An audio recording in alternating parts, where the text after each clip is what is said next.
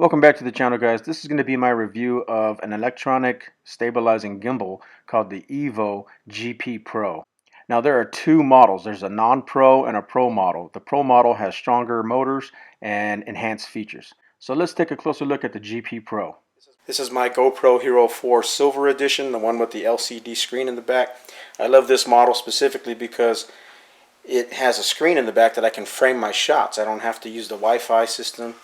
And it's just nice to be able to see what you're filming in the back and get everything in frame. If you just put this on a selfie stick and go film an event, you're going to get some jittery footage, and I've done that. And I've done really good at trying not to do the shaky video, but you can still see it, especially when you compare it to a gimbal system like this. Now you can get those handheld systems that have like weights on the bottom that kind of stabilize, but those are very difficult to master, and they're just a pain in the ass because all that weight goes right onto your wrist and your arm anyway, and if you're going to be filming all day, you don't want to have those weights in your hand all day.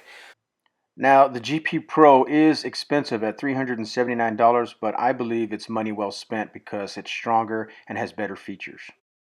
Of course, there's cheaper ones out there than the EVO. There's the Tech and the Z1 and a whole bunch of other ones.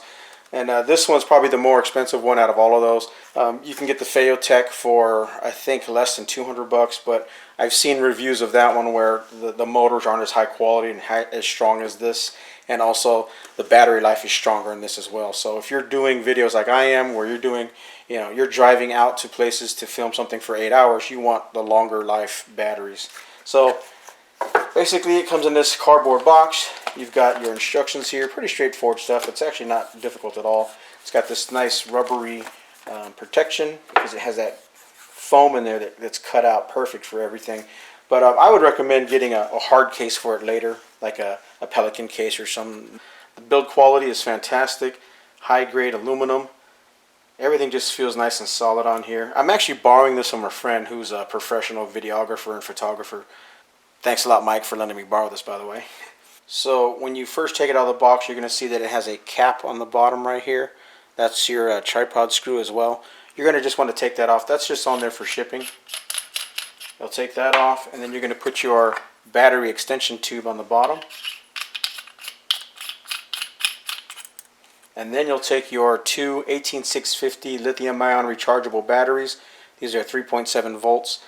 These come with the kit when you buy it. Just put them in the bottom like that, and then reinstall your cap. Now you never want to turn this thing on without the GoPro in it.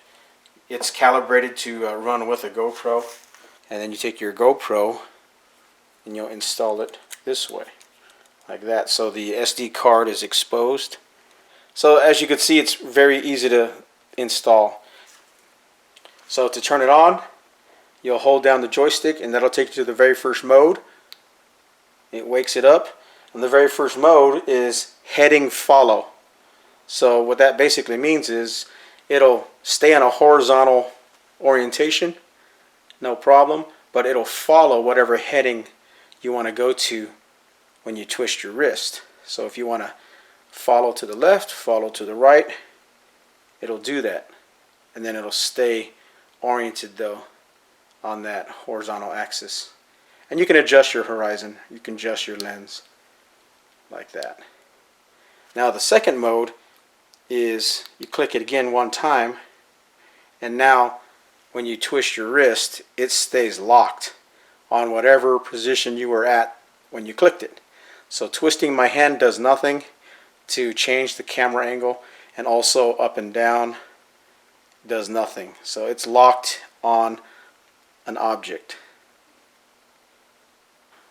That's kind of nice. And then double click it to do the freestyle.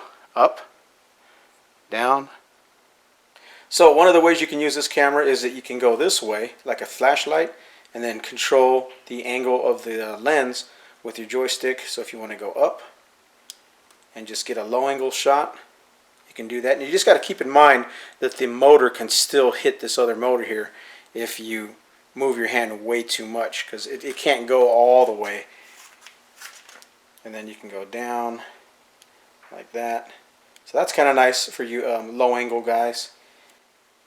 Okay, so some of you guys might be wondering how to use this thing upside down if you want to hold it this way and get a really low angle to track somebody upside down.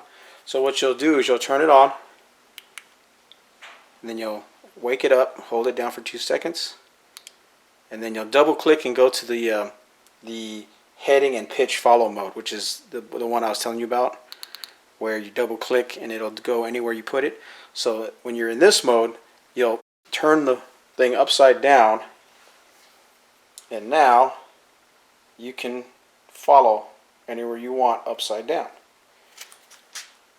Pretty nice, huh? Now, and you can also click into the other modes as well. So if you click it once, you can go back into the original modes where the horizon stays steady.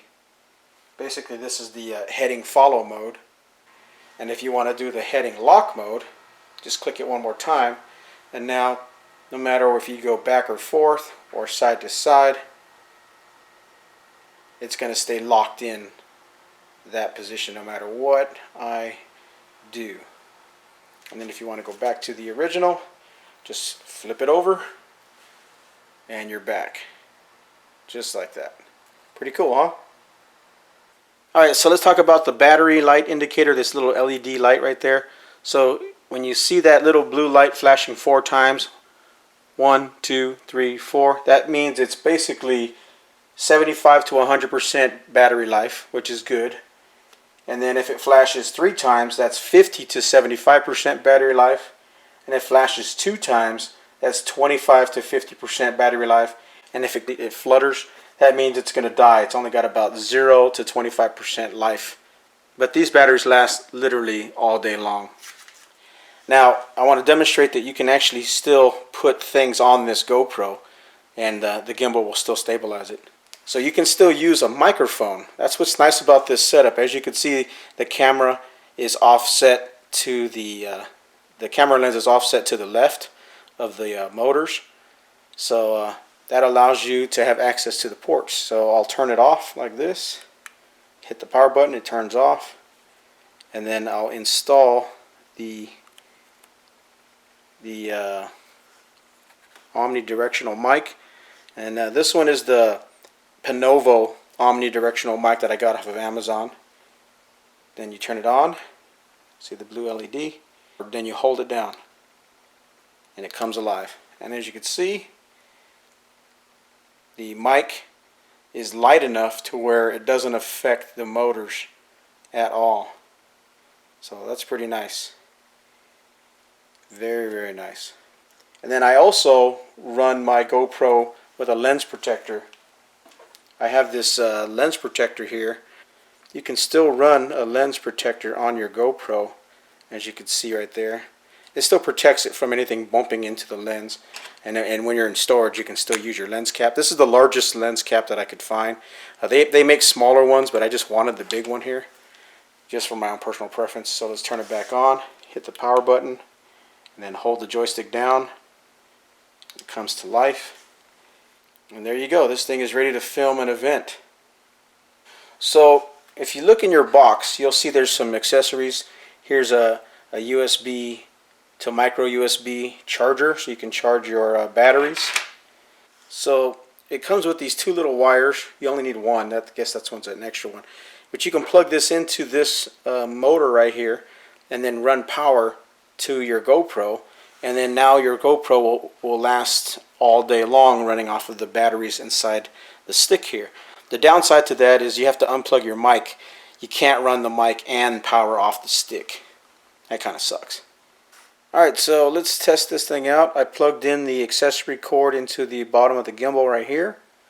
And then you run it across to the mini USB port on your GoPro. And as you can see, I have an LCD screen that is viewable when it's not plugged in. But something I noticed that if you plug it in, it automatically shuts off your live view. But you can still film. So it's not that big of a deal for me. Plus, I don't even use this piece here to charge my GoPro. I don't use this. I just want to demo it. And it's nice to know that you can't see the screen if you did try to use this. Just something to think about. Something I wanted to do was I wanted to verify that an external power source that hooks up here will still work. So let's give it a try. I have this this Switchtronics power cord extension cord that you can get off of Amazon. Just plug that in the back right there, and I have it plugged into my RAV Power 14,000 milliamp power pack. So we'll turn it on. Turn on the GoPro. There we go. Alright, so let's see if we can still use this gimbal with this power cord attached to it.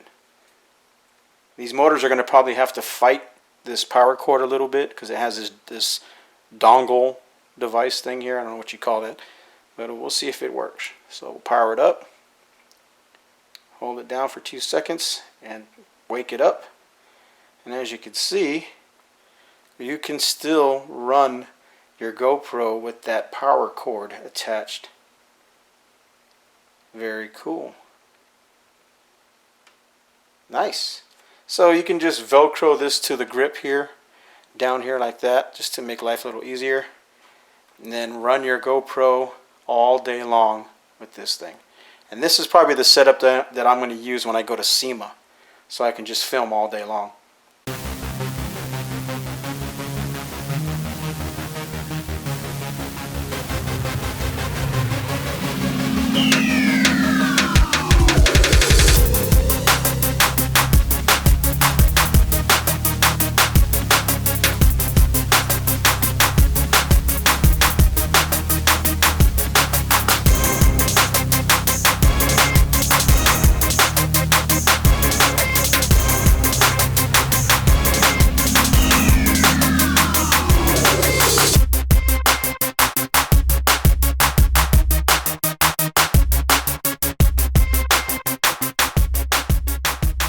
So what'd you guys think of that footage? Pretty amazing, right? Silky, silky smooth, buttery smooth. Yeah, this is amazing. So, in closing, I think this is a fantastic gimbal system for any GoPro camera. If you enjoyed this video, please hit the like button to support my channel. I really appreciate it. And if you just found my channel, please hit subscribe to see what's next. Thanks a lot, guys.